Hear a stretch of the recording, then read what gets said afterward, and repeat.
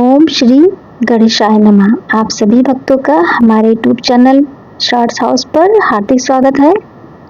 आज आइए रसपान करते हैं पौष मास महात्म के अध्याय 13 की एक अत्यंत दिव्य, रहस्यमयी और भक्ति रस से भरपूर कथा का, जिसमें देवर्षि नारद और भगवान नारायण का संवाद, भगवान शंकर की कृपा तथा परशुराम जी को प्राप्त श्री कृष्ण कृपाप्रद मंत्र और स्तोत्र और कवच का विस्तार से वर्णन आता है।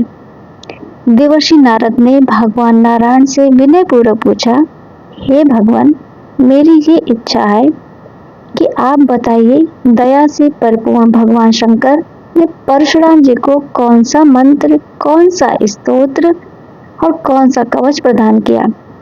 उस मंत्र के अर्थ आराध्य देवता कौन है, कवच धारण करने और स्तोत्र पाठ से कौन कौन से फल प्राप्त होते हैं। हे नारद, उस मंत्र के आराध्य देव गोलोकनाथ गुप्त गोपेश्वर सर्वसमर्थ परिपूर्ण स्वयं भगवान श्री कृष्ण हैं।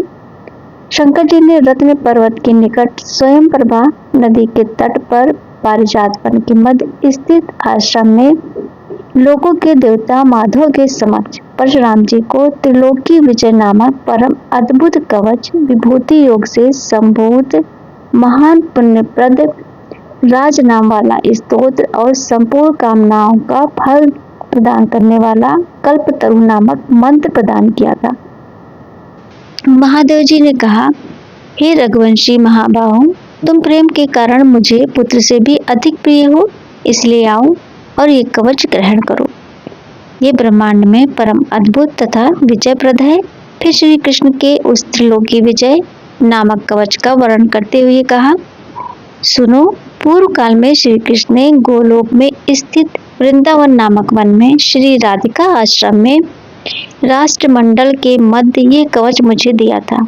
ये अत्यंत गोपनीय तत्व संपूर्ण मंत्र समुदाय का विक्रय स्वरूप पुण्य से भी बढ़कर पुण्यप्रद है।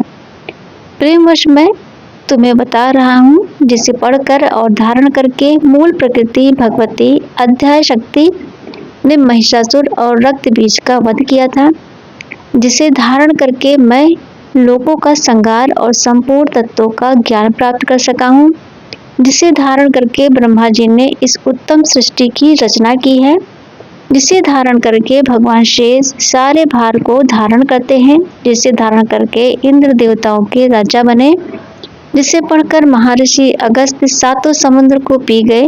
इस तरह के इस विजय कवच के प्रजापति ऋषि हैं, गायत्री छंद हैं, स्वयं राष्ट्रेश्वर देवता हैं और त्रिलोक की विजय प्राप्ति में इसका विनियोग कहा गया है। ये परम गोपनीय कवच तीनों लोकों में दुर्लभ है। त्रिलोकी विजय कवच का पाठ आइए सुनते हैं। ओम श्री कृष्णाय नमः। सदा मेरे शीर्ष की रक्षा करे। ओम कृष्णाय स्वाहा। ये पंचा अक्षर सदा कंठ को सुरक्षित रखे। ओम गोपालाय नमः। सदा मेरे कानों की रक्षा करे। ओम कृष्णाय नमः। निरंतर मेरे दोनों होठों की रक्षा करें। ओम गोविंदाय नमः। सदा मेरे नेत्रों की रक्षा करें। ओम गोपालाय नमः। सदा मेरे वक्ष स्थल की रक्षा करें। ओम गोपेशाय स्वाहा। सदा मेरे कंधों की रक्षा करें। ओम किशोराय स्वाहा। सदा मेरे हाथ पैरों की रक्षा करें। ओम विष्णुवे नमः। सदा मेरे नखों की रक्षा करें। ओम नमो नारायणाय। सदा नाभि क्षेत्र की रक्षा करें। ओम पद्मनाभाय नमः। सदा मेरी नाभि की रक्षा करें। ओम सर्वाय स्वाहा। सदा मेरे कंकाल की रक्षा करें। ओम गोपी रमणीय स्वाहा। मेरे नितंब की रक्षा करें। ओम गोपी रमणाय स्वाहा। सदा मेरे पैरों की रक्षा करें। ओम हरिये श्री रंगा रूपड़े ऋषिकेशाय। सदा मेरे सर्वांग की रक्षा करें। ओम केशवाय नमः। मेरे केशों की रक्षा करें। अब दसों दिशाओं की रक्षा सुनते हैं। स्वयं गोलोकनाथ कृष्ण आकाश में मेरी रक्षा करें। पूर्व ब्रह्मा स्वरूप पाताल में मेरी रक्षा करें। श्री कृष्ण पूर्व दिशा में मेरी रक्षा करें। श्री हरि पश्चिम दिशा में मेरी रक्षा करें। गोविंद उत्तर दिशा में नित्य मेरी रक्षा करें। रसिक शिरोमणि दक्षिण दिशा में मेरी रक्षा करें। वृंदावन बिहारी ईशान कोण में मेरी रक्षा करें। वृंदावन के प्राणनाथ ऊर्ध्व में मेरी रक्षा करें। महाबली बलिहारी माधव अधोभाग में सदैव मेरी रक्षा करें। नरसिंह जल स्थल तथा अंतरिक्ष में सदा मुझे सुरक्षित रखें। माधव सोते समय तथा जागृत अवस्था में सदा मेरा पालन करें और जो सबके अंतरात्मा निराले और सर्वव्यापक हैं वे भगवान सब ओर से मेरी रक्षा करें। ये अद्भुत तथा समस्त मंत्रों का सार कवच मैंने श्री कृष्ण के मुख से सुना था। इसे जिस किसी को नहीं बताना चाहिए जो विधि पूर्वक अपने गुरु का पूजन करके इस कवच को गले में अथवा दाहिनी भुजा पर धारण करता है वह भी विष्णु तुल्य हो जाता है। इसमें संशय नहीं है। वह भक्त जहाँ रहता है वहाँ लक्ष्मी जी और सरस्वती जी निवास करती हैं। अगर उसे कवच सिद्ध हो जाता है तो वह जीवन मुक्त हो जाता है और उसे करोड़ वर्षों की पूजा का फल भी प्राप्त होता है। हजारों राज सूर्य यज्ञ, सैकड़ों वाजपेयी यज्ञ, संपूर्ण महादान तथा पृथ्वी की परिक्रमा, ये सभी इस विजय कवच की एक कला की भी समानता नहीं कर सकते। व्रत, उपवास, नियम, अध्ययन, तपस्या और समस्त तीर्थ में स्नान सब कुछ इसके धारण मात्र से सिद्ध हो जाता है। जो इस कवच को जाने बिना ही श्री कृष्ण का भजन करता है उसकी बुद्धि अत्यंत मंद है। उसे करोड़ कल्पों तक जप करने पर भी मंत्र सिद्धि दया योग्य नहीं होती।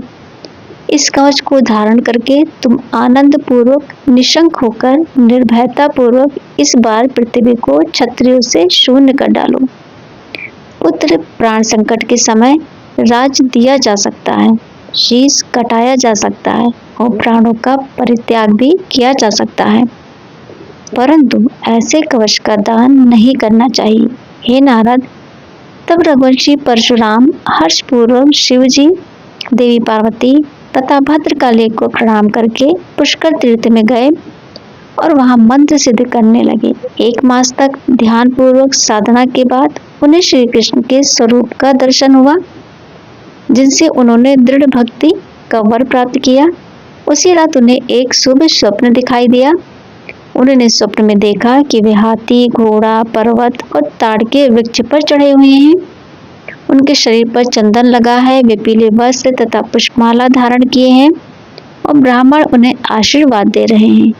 उन्होंने दूध शक्कर से बनी मिठाई खाते चंद्रमा, सूर्य के मंडल, पुत्रवती स्त्री और मुस्कुराते ब्राह्मण को देखा। अंत में अचानक स्वप्न टूट गया। परशुराम जी ने इसे अपनी विजय का शुभ संकेत समझा। इधर राजा कार्तवीर अर्जुन को भी स्वप्न दिखाई दिया। उन्होंने देखा कि वे लाल वस्त्र पहने, लाल चंदन लगाए और लोहे के आभूषण धारण किए हैं। एक लाल वस्त्र धारणी विधवा नाच रही है। चिता पर बिना अग्नि का शव पड़ा है और आकाश से रक्त की वर्षा हो रही है। यह स्वप्न देखकर वे चिंतित हो गए और अपनी पत्नी रानी मनोरमा को यह स्वप्न वृत्तांत सुनाया। रानी मनोरमा ने उन्हें समझाया, हे नाथ, आप दत्तात्रेय जी के शिष्य हैं जिन परशुराम की प्रतिज्ञा है कि वे 21 बार पृथ्वी को क्षत्रियों से शून्य करेंगे, उनके साथ युद्ध न छेड़िए। आप दत्तात्रेय जी के चरणों का ध्यान करके उन रघुनंदन की शरण ग्रहण कीजिए। किंतु राजा ने कहा, प्रतिष्ठित पुरुषों को की अपकीर्ति मृत्यु से भी बढ़कर दुखदायिनी होती है।